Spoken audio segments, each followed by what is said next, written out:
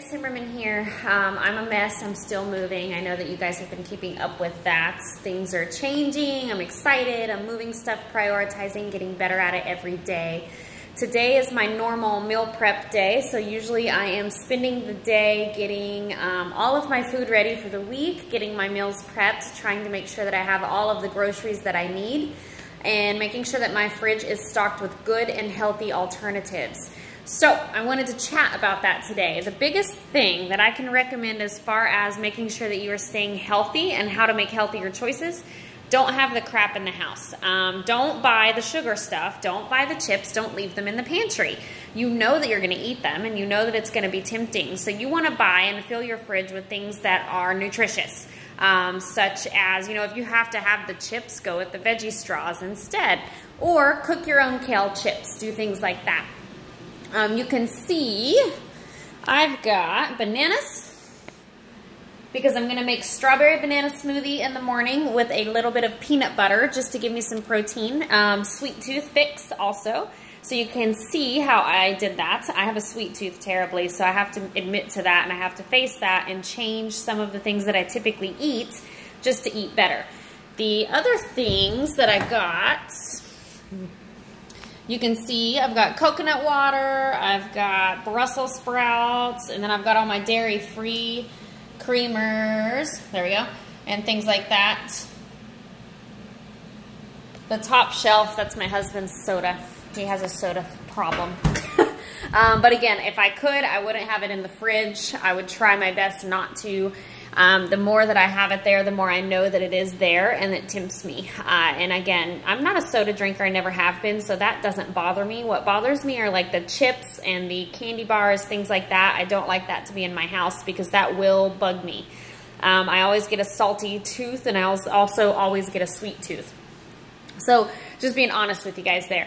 The biggest recommendation, again, is buy good foods. Tonight I'm having grilled grouper. I'm going to make grouper in my iron skillet. And I'm also going to have a little bit of risotto. I'm excited about that. And then some Brussels sprouts I'm going to steam, and that's going to be good. And then I'm going to make enough in order to have lunch for the next 2 days. So buy enough product, or buy enough of whatever it is that you're wanting to cook, whether it's chicken, whether it's fish, whatever it might be, and make sure that you have enough to make for meal prep later. The leftovers are key. And again, they're key, especially if you're working like I am and you work long days and you're gone for most of the time. If you don't have time to come home and cook every single day, meal prep it out. So today's typically my day off, so I'm gonna make sure I have enough to cook, and I'm gonna go ahead and prep most of my meals, whether it be in the freezer or whether it be in the refrigerator or whatever it is. Sometimes I make crock pot bags and I freeze them, and then I'll put them in the crock pot the day of, all that good stuff. So again, most important thing, meal prep. It's important. It's important to put the good stuff in your refrigerator and in your cabinet. It's important to get the bad stuff out. Just don't buy it. Work on your self-control, work on your willpower, and you will get over those cravings, and you will form a habit of eating healthy foods.